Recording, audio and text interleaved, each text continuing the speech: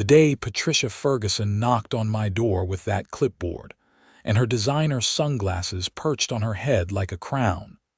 I knew my peaceful life in Scottsdale, Arizona, was about to get complicated. I had just finished installing my third rain barrel behind my house, connecting it to the downspout system I'd spent all weekend perfecting. The Arizona sun was already brutal at 9 in the morning, and I was looking forward to a cold beer and admiring my handiwork. My name is Yuri Thompson, and I'd moved into the Sunset Ridge community 6 months ago, drawn by the promise of desert living and mountain views. What I didn't know was that the homeowners association here treated their bylaws like scripture. Patricia stood at my front door in her white capris and coral blouse, tapping her pen against the clipboard with the rhythm of an impatient woodpecker. She was maybe 50, with that specific haircut that seemed to be issued along with HOA board positions, blonde highlights catching the sun. "Mr. Thompson," she said, not bothering with pleasantries, "we've received complaints about unauthorized structures on your property." I wiped the sweat from my forehead with the back of my hand. "I'm sorry, what?" "The barrels," she said, her voice sharp enough to cut glass. "Those hideous blue containers you've installed. They're visible from the Henderson's second-floor window, and they violate our aesthetic standards outlined in Section 12, Paragraph 4 of the Community Guidelines." I blinked at her, certain I'd misheard. "You mean my rain barrels?" "The ones collecting water. I don't care if they're collecting liquid gold, Mr. Thompson. They're ugly and they have to go." She thrust a paper at me, already filled out with a violation notice. "You have 14 days to remove them, or you'll face a fine of $100 per day." I looked down at the notice, then back at her perfectly made-up face. "Patricia, we're in the middle of a drought. The city is asking residents to conserve water. These barrels will save me hundreds of gallons." She adjusted her sunglasses on her head, a gesture I'd come to recognize as her tell when she was about to say something particularly unreasonable. "That's not my concern. What is my concern is maintaining property values. Those barrels look like you're running a recycling center." "They're behind my house," I protested. "You can barely see them from the street, but you can see them from neighboring properties, which is just as bad." She checked something off on her clipboard. 14 days, Mr. Thompson. Have a blessed day." She turned on her heel and walked back down my driveway, her white tennis shoes squeaking against the concrete. I stood there holding the violation notice, feeling my blood pressure rise with the temperature. That evening I called my neighbor, Marcus, who'd lived in Sunset Ridge for 5 years. He laughed when I told him about Patricia's visit. "Welcome to the neighborhood, man," he said. "Patricia has been HOA president for 3 years. Before that, it was her friend Deborah, and before that, her other friend Linda. They rotate positions but basically run the place like their personal kingdom." "But rain barrels," I said. "That's just common sense water conservation." "Common sense doesn't live here anymore," Marcus replied. "Last year, they fined the Johnsons for having the wrong shade of beige on their mailbox. The difference was literally 2 shades lighter than the approved color. Cost them $800 before they fixed it." I sat down on my back patio, looking at my 3 rain barrels. They were admittedly industrial-looking, basic blue plastic drums that held 55 gallons each. But they were functional, and with the drought warnings getting more severe every week, they seemed like a responsible choice. The next morning, I did my research. I pulled up the community guidelines, all 78 pages of them, and read through the architectural standards section. There was indeed language about unsightly structures and maintaining visual harmony, but nothing specifically about rain barrels or water collection systems. The guidelines had been written 15 years ago, before anyone in Arizona was thinking seriously about water conservation. I also checked the city of Scottsdale's website. They had an entire program encouraging rainwater harvesting, offering rebates for residents who installed collection systems. The state of Arizona had laws protecting the right to collect rainwater on your own property. I had the law on my side. Armed with this information, I decided to attend the next HOA board meeting. It was scheduled for Thursday evening at the community center, a small building near the neighborhood entrance that mostly sat empty except for the occasional yoga class and these monthly meetings. I arrived 15 minutes early and found about a dozen other residents already there, mostly older couples who seemed to know each other well. Patricia sat at a table at the front of the room with 4 other board members. I recognized Deborah, a tall woman in her late 50s with iron gray hair, and Linda, shorter and rounder with a perpetually pinched expression. The other 2 were men I'd seen around but never met. The meeting started with the usual business: approval of last month's minutes, treasurer's report, discussion about landscaping contracts. I waded through 40 minutes of tedious details about mulch types and sprinkler schedules before the floor opened for homeowner concerns. I raised my hand, and Patricia's expression soured immediately. "Yes, Mr. Thompson," she said, making my name sound like an accusation. I stood up, trying to keep my voice calm and reasonable. "I received a violation notice about my rain barrels. I wanted to discuss this with the board because I believe there's been a misunderstanding." "There's no misunderstanding," Patricia said. "The barrels violate our aesthetic standards, but they're not mentioned anywhere in the community guidelines," I said, holding up my printed copy. "And more importantly, the city and state actively encourage rainwater collection. Arizona law protects property owners' rights to harvest rainwater." Deborah leaned forward. "This isn't about legality, Mr. Thompson. It's about maintaining the character of our community. We all agreed when we moved here to uphold certain standards. Standards that were written 15 years ago," I countered. "Before we were facing serious water shortages.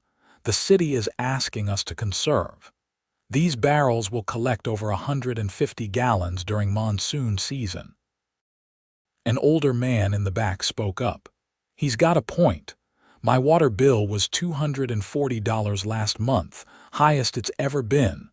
Patricia shot him a look that could freeze lava. "George, that's not relevant to this discussion." "I think it is," George continued, standing up. His name tag read George Miller. "If the young man has found a way to save water and money, maybe we should be encouraging it instead of fining him. The appearance of our community directly affects all of our property values," Linda interjected, her voice nasal and irritating. "If we let one person put up ugly barrels, what's next? Satellite dishes. Above-ground pools. We already have satellite dishes," someone else pointed out. The meeting devolved into cross-talk, residents arguing with each other while Patricia banged her gavel trying to restore order. Finally, she stood up. "Enough," she said. "The board has made its decision. The barrels violate Section 12, Paragraph 4. Mr. Thompson has until his deadline to remove them or the fines begin. Meeting adjourned." She gathered her papers and walked out before I could respond, the other board members following behind her like ducklings. George approached me as people filed out. "Don't let them bully you," he said. "Patricia's been on a power trip ever since she became president. Last month, she tried to ban vegetable gardens because she thought they looked agricultural."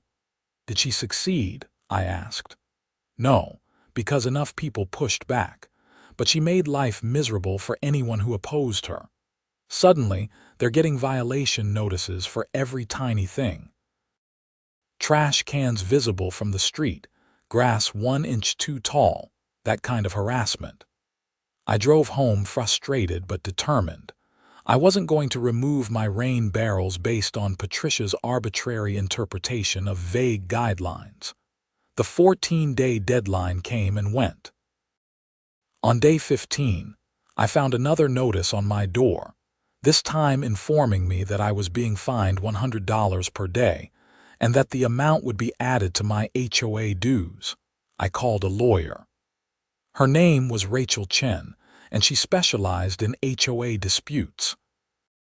We met at her office in downtown Scottsdale, a modern building with floor-to-ceiling windows overlooking Camelback Mountain.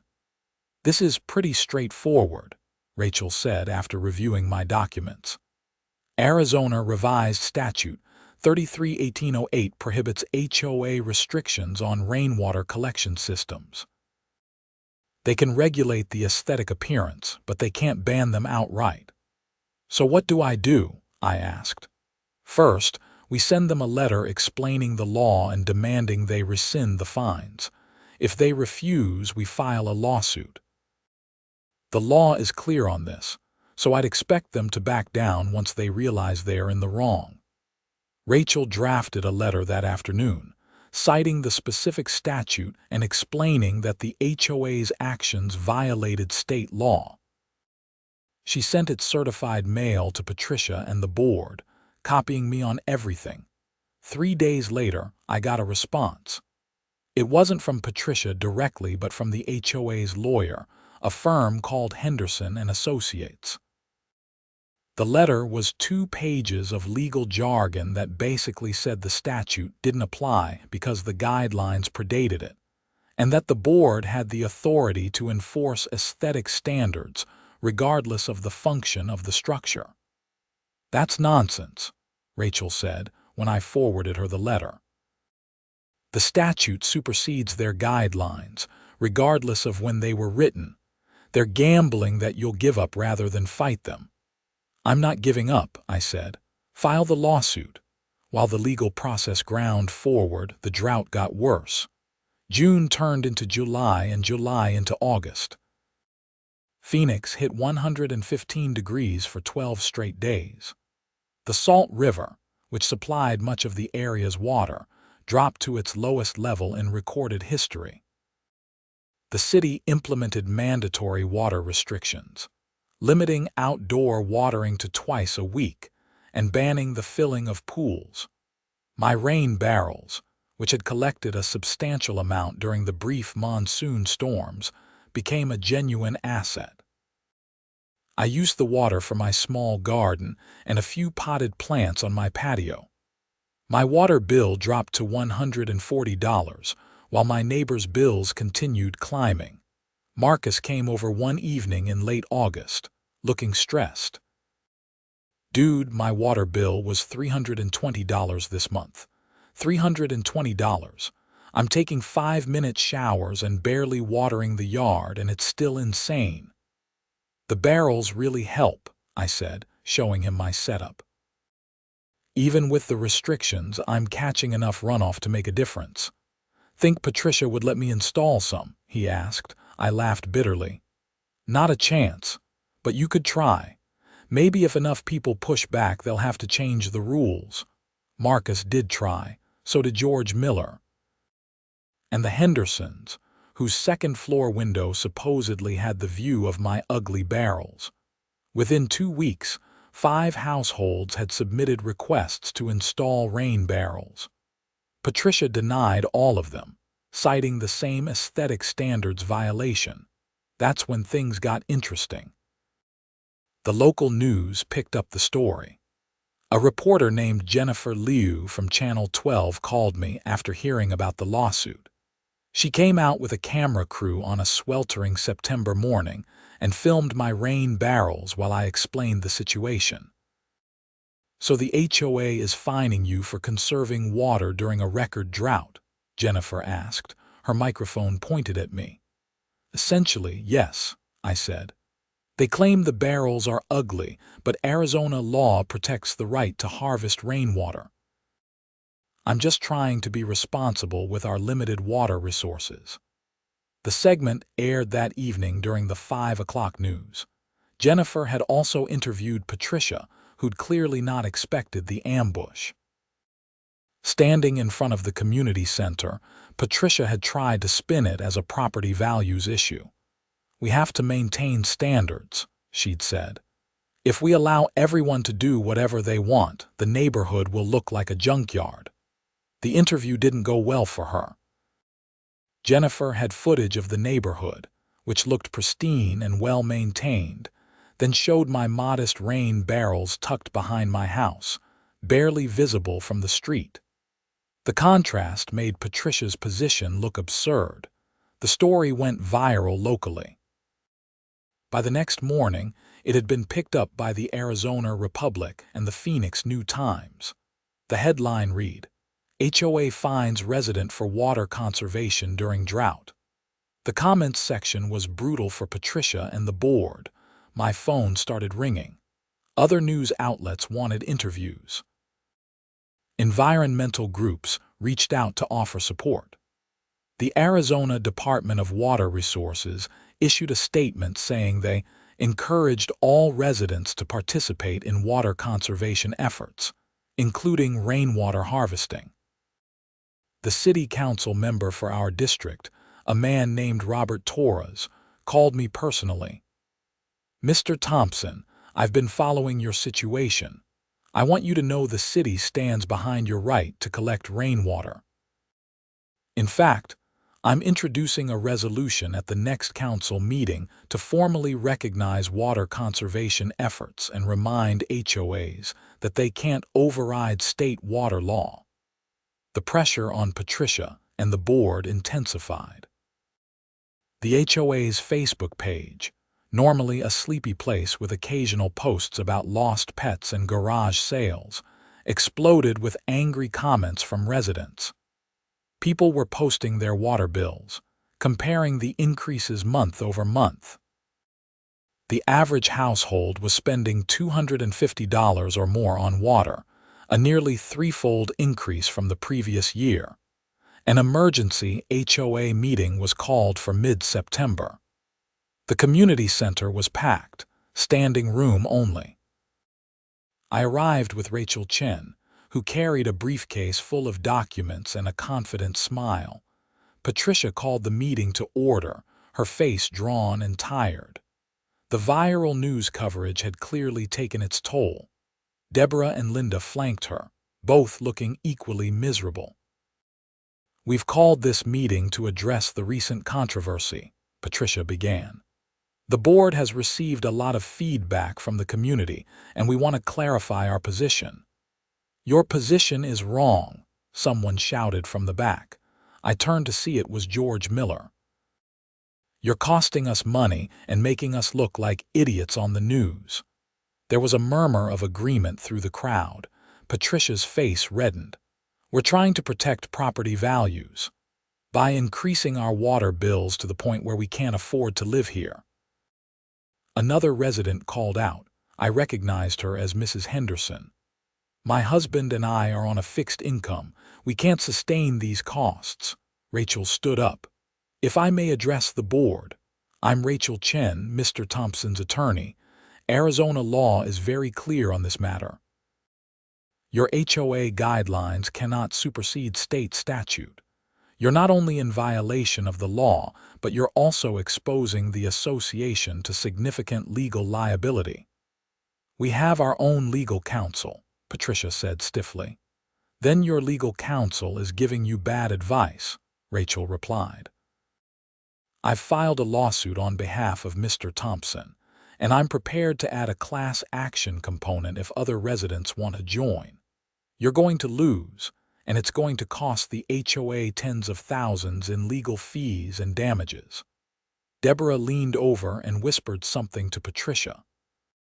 Linda did the same from the other side. Patricia's expression cycled through anger, frustration, and resignation. "We'll take a brief recess," Patricia announced. "Board members, please join me in the back office." The 5 board members disappeared into a small room behind the main hall. The residents erupted into conversation, everyone talking over each other. Marcus found me in the crowd. "This is incredible," he said. "I've never seen people this fired up." "Water bills will do that," I replied. "When it hits people's wallets, they pay attention." 20 minutes later, the board returned. Patricia looked like she'd aged 5 years in 20 minutes. She sat down heavily at the front table and pulled the microphone closer.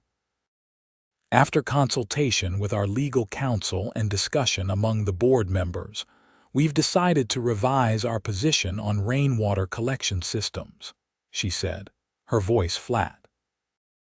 "Effective immediately, residents will be permitted to install rain barrels and similar water harvesting systems, subject to reasonable aesthetic guidelines." The room erupted in applause. Patricia held up her hand for silence.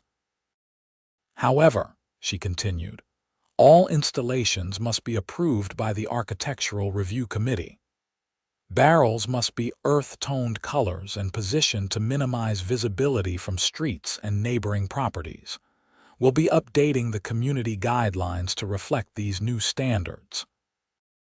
It wasn't everything I'd hoped for, but it was a victory. Rachel squeezed my arm. "That's good," she whispered. "We can work with that."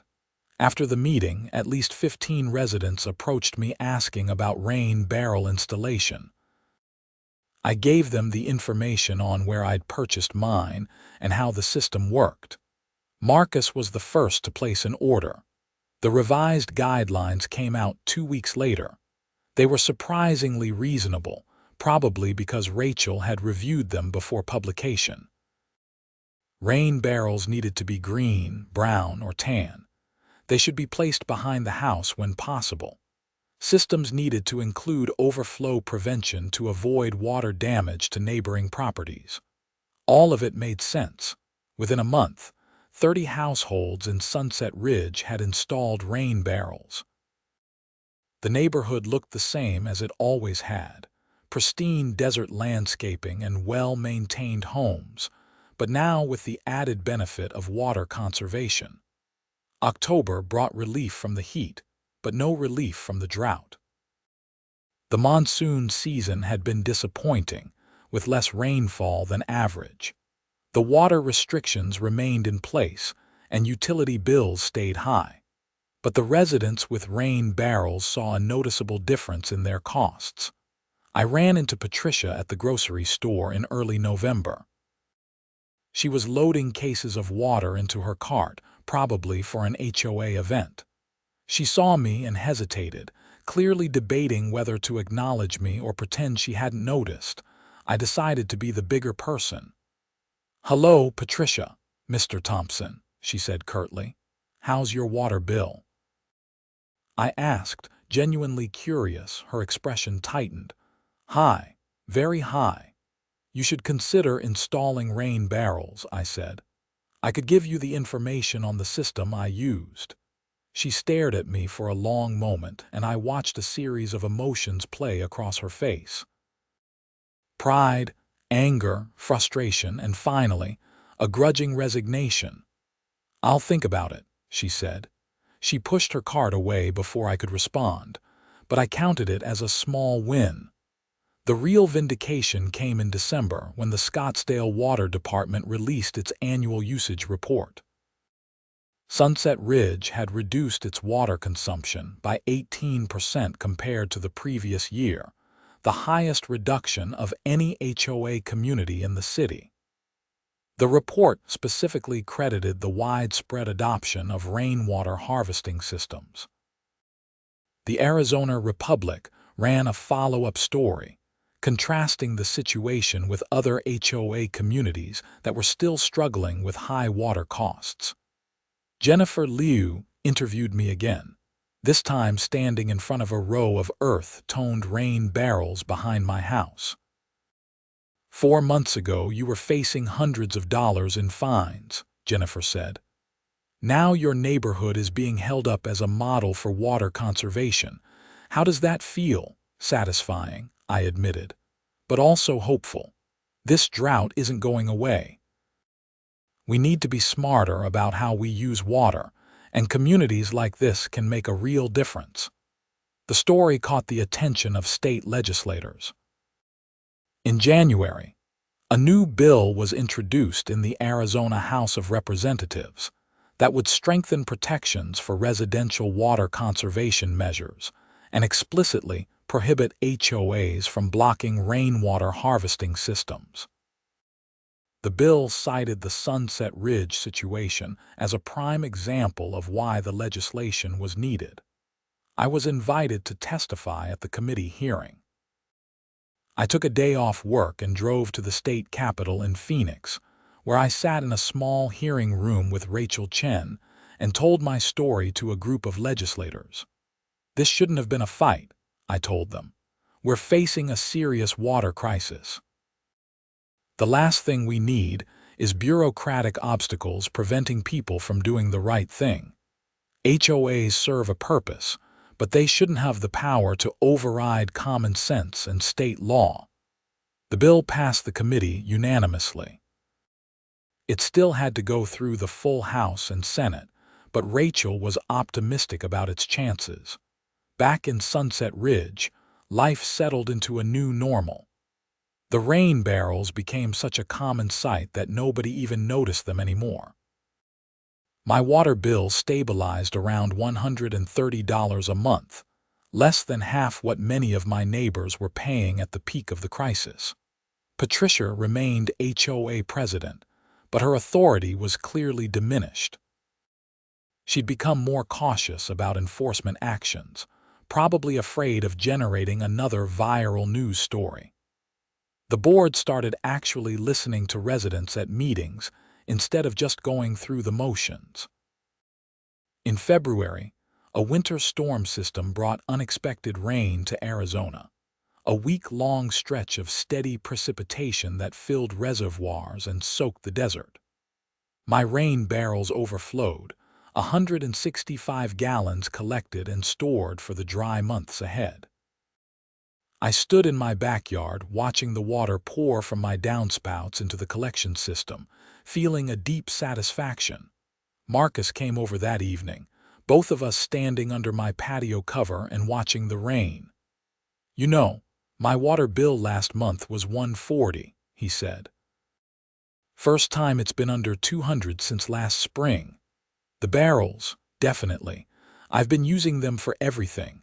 Garden, washing the car, even filling the dog's water bowl. It adds up." We watched the rain in comfortable silence for a while. "Patricia installed barrels last week," Marcus said casually. I turned to him. "What? Yeah, man. She had them delivered on Tuesday. Green ones behind her house. My wife saw them when she was walking the dog." I started laughing, couldn't help it. The image of Patricia Ferguson, HOA president and aesthetic enforcer, installing the same rain barrels she tried to fine me for was too perfect. "Did she say anything about it?" I asked. "Not a word." But her husband mentioned to someone at the grocery store that their water bill had gotten so high they couldn't afford to keep watering their rose garden. I guess financial reality won out over principle. The next HOA meeting was in March. I attended out of habit now, curious to see how things were going. The meeting started with the usual business, but then Patricia did something I never expected. "Before we move to new business, I want to make a statement," she said, looking uncomfortable. She cleared her throat. "Several months ago, this board made a decision regarding rainwater collection systems that proved to be short-sighted and legally problematic. We created unnecessary conflict and expense for the association and its members. I want to personally apologize to Mr. Thompson for the difficulty we caused him, and to thank him for pushing back against a policy that was clearly wrong." The room was silent. I sat there stunned, not sure I'd heard correctly. "Moving forward," Patricia continued, "this board is committed to making decisions that balance community standards with practical considerations like water conservation and state law. We've formed a sustainability committee to explore other ways the association can promote environmental responsibility. Anyone interested in joining should see me after the meeting. It wasn't a complete transformation. Patricia was still Patricia, still concerned about property values and appearances. But it was something, an acknowledgement that she'd been wrong, which for someone like her probably required significant effort. After the meeting, George Miller approached me. "Hell of a thing," he said. "Never thought I'd hear Patricia apologize for anything." "Me neither," I admitted. "The Sustainability Committee is a good idea, though," George continued. "I'm thinking about joining. Maybe we can look at solar panels next. I saw my electric bill last summer and it was almost as bad as the water."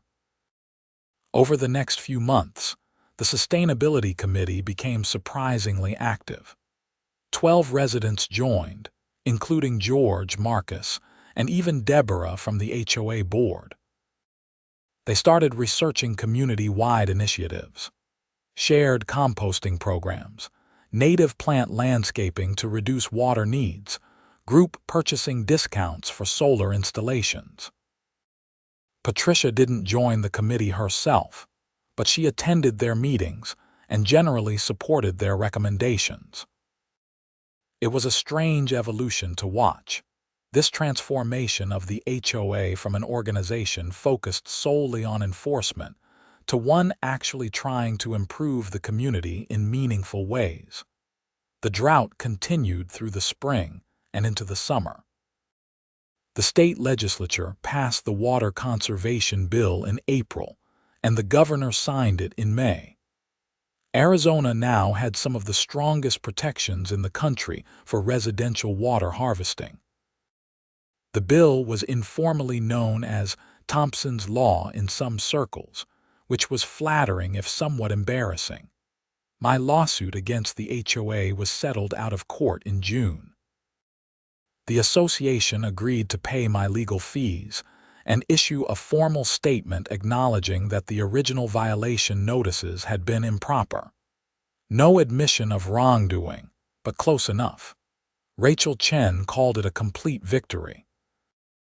"You changed the law," she told me over coffee at a cafe near her office. "Not many people can say that. You saw something wrong and you stood up to it, even when it would have been easier to just remove the barrels and move on." "I'm stubborn," I said. "You're principled. There's a difference." She smiled. "And you probably saved Arizona homeowners millions of dollars in water costs. That's worth being a little stubborn." Summer brought the heat again, temperatures climbing into the 100 teens and staying there. But this year, Sunset Ridge was better prepared. Nearly 60% of households now had rain barrels. The community pool stayed open with recycled water. The common areas used drip irrigation systems that the Sustainability Committee had convinced the board to install.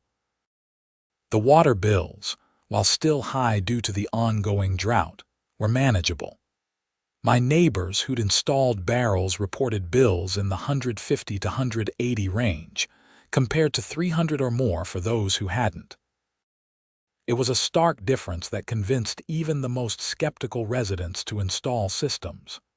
In August, a year after my confrontation with Patricia began, the local news did an anniversary story. Jennifer Liu returned with her camera crew, this time filming a much different scene.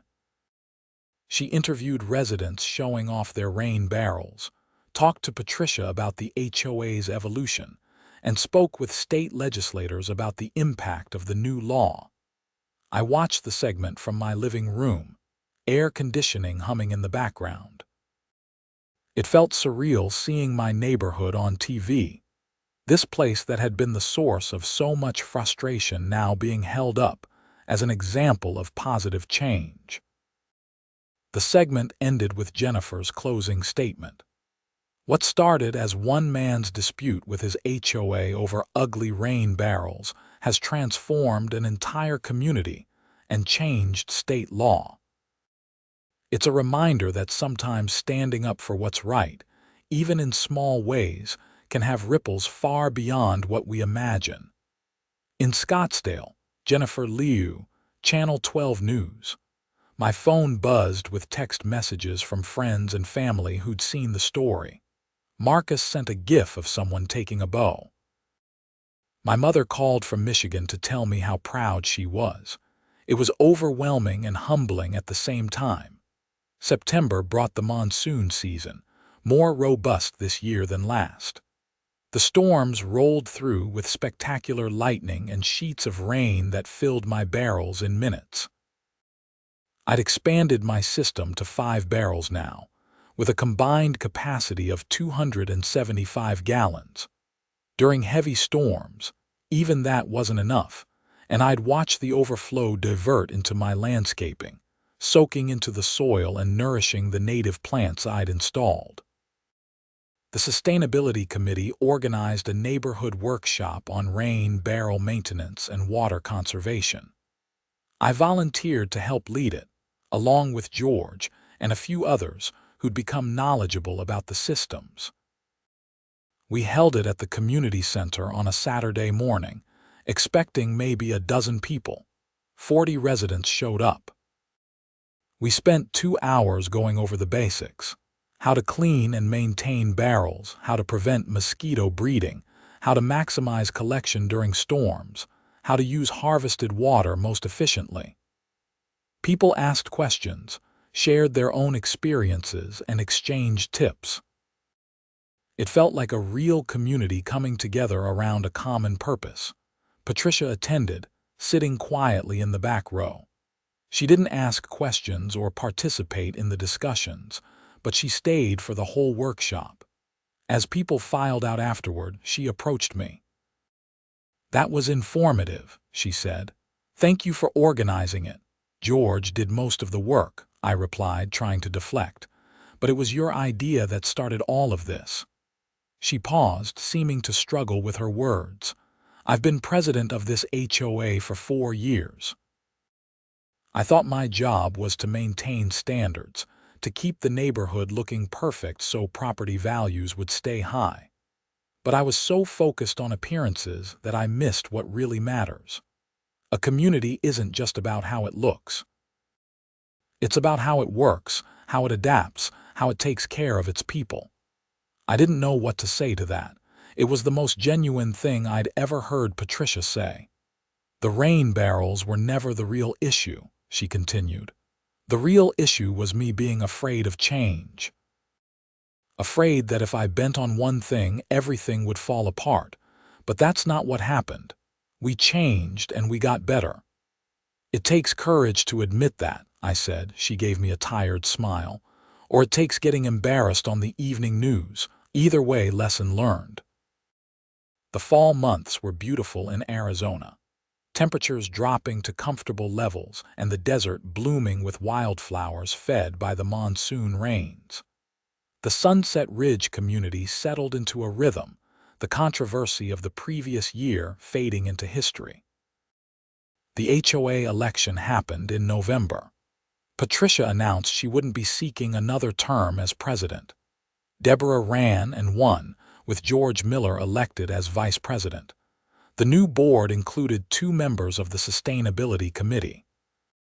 It felt like a generational shift, from an HOA focused on control to one focused on community improvement. December brought the 1-year water usage report. Sunset Ridge had reduced its consumption by 29% compared to 2 years ago, and by 15% compared to the previous year, even with additional households installed. The community had saved an estimated 40,000 gallons of water collectively through the rain barrel program alone. The city recognized Sunset Ridge with an award for environmental leadership. Deborah accepted it at a ceremony at City Hall, and she invited me to come along. Standing there in the council chambers while the mayor talked about the community's achievements felt like a fitting end to the saga. After the ceremony, Robert Torres, the council member who'd supported me from the beginning, pulled me aside. "You did good, Yuri," he said. You turned a personal grievance into a movement. That's rare.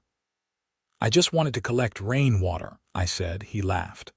That's how all the best movements start. Someone just wants to do a simple, reasonable thing, and the system tells them no. Sometimes you get someone like you who won't take no for an answer. Or someone too stubborn to know when to quit, I replied. Same thing, really. Christmas came and went. The new year arrived. The drought persisted, but Arizona had adapted.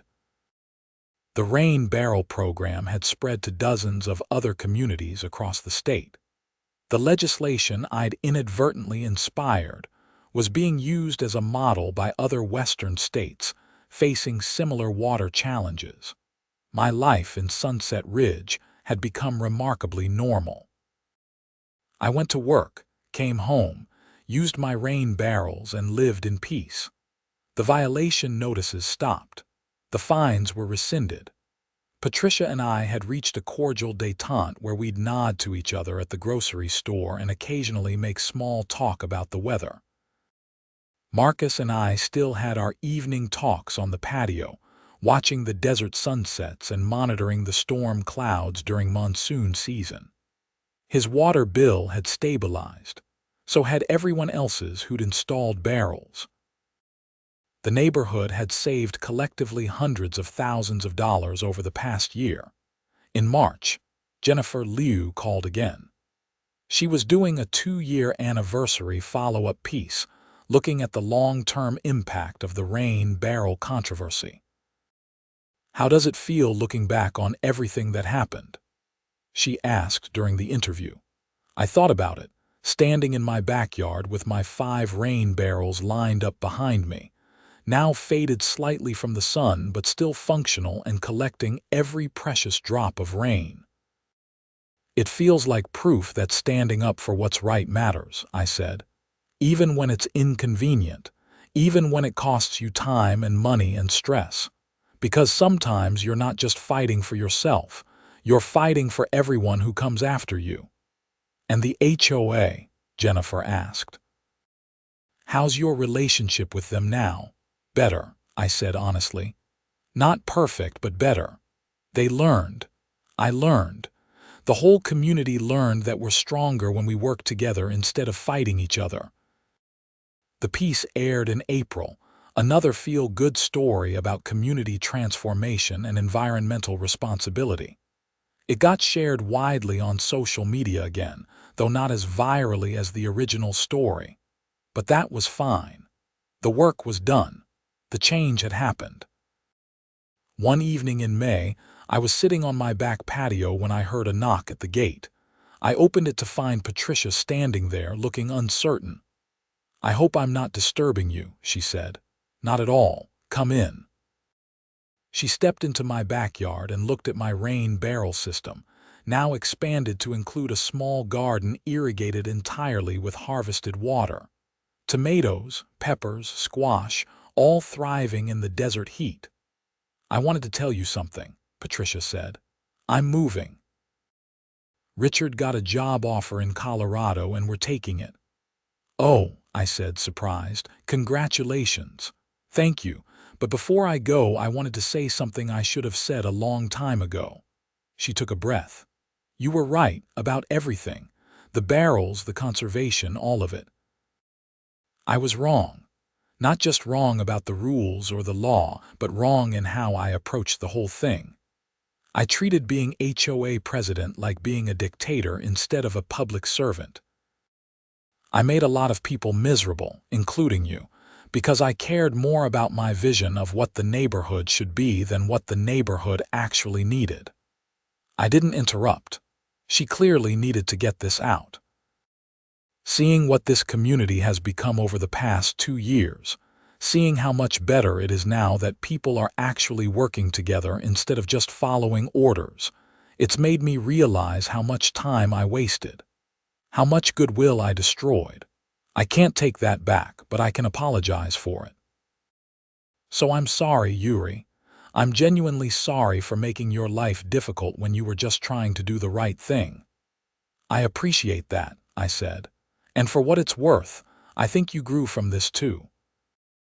The Patricia who apologized to me at that meeting was different from the Patricia who showed up at my door with violation notices. People can change.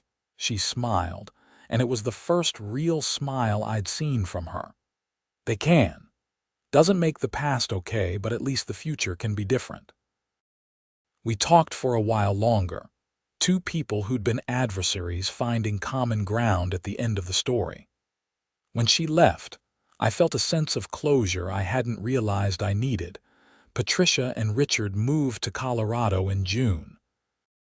Deborah continued as HOA president, running the association with a lighter touch and more community input. The sustainability committee kept working on new initiatives. Life went on. The drought finally broke in the summer of my third year in Sunset Ridge. An unusually active monsoon season brought heavy rains that filled the Salt River and recharged the aquifers. The water restrictions were lifted in September. Bills started dropping across the city, but the rain barrels stayed. By that point, they were just part of the neighborhood, as normal as mailboxes or landscaping. Nobody complained about aesthetics anymore. The barrels had proven their worth, saving money and water year after year. I still live in Sunset Ridge. My rain barrels still collect every drop of rain that falls on my roof. The garden still thrives on harvested water. And every time I see those earth-toned barrels sitting behind my house, I'm reminded that sometimes the smallest acts of resistance can lead to the biggest changes. The HOA never bothered me again about water conservation. They learned their lesson. Sometimes the hard way is the only way, but at least they learned. And that's what matters in the end. Not perfection, but progress. Not winning every battle, but making things better than you found them. That's the real story of my rain barrels. Not a tale of conflict for its own sake, but a story about a community learning to adapt, to change, to put common sense and environmental responsibility ahead of arbitrary rules and aesthetic perfectionism. It wasn't always pretty, and it wasn't always easy, but it was worth it. Every single drop.